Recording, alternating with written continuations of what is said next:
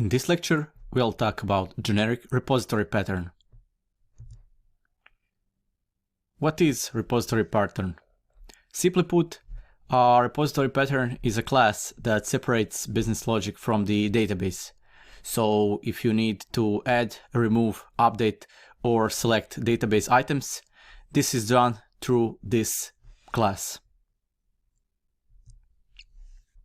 And generic repository pattern is a repository that can work with multiple classes.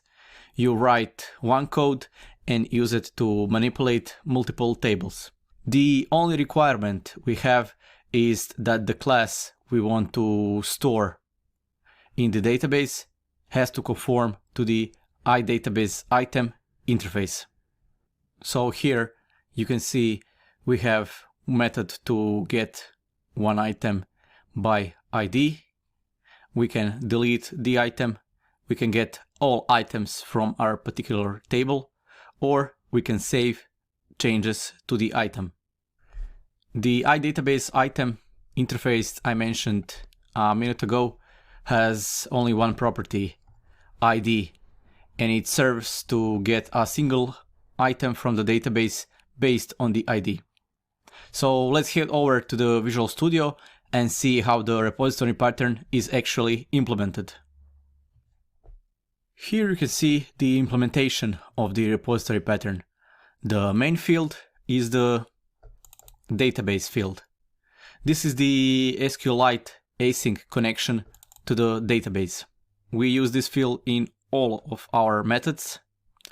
In getById, we query this connection to retrieve the table and get a single item where ID of that item is equal to the provided ID. Next, delete async removes an item from the database. Get all async returns all items from the table. And lastly, we have save async. This method updates the item if it has an ID, which means that it already exists. Otherwise, it inserts and creates a brand new item. If we take a look at the database constants class, we will see that in the background we use SQLite.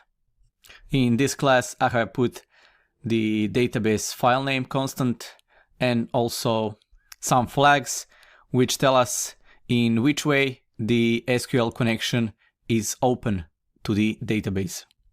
Finally, we have this database path property. This tells us where the database file is stored on our mobile device. So we will use local application data folder. One important note is that we need to install the SQLite net PLC package. Let me just show you that. So we need to SQLite net PCL, package author is SQLite net. So we need this package in order to use all these flags and classes.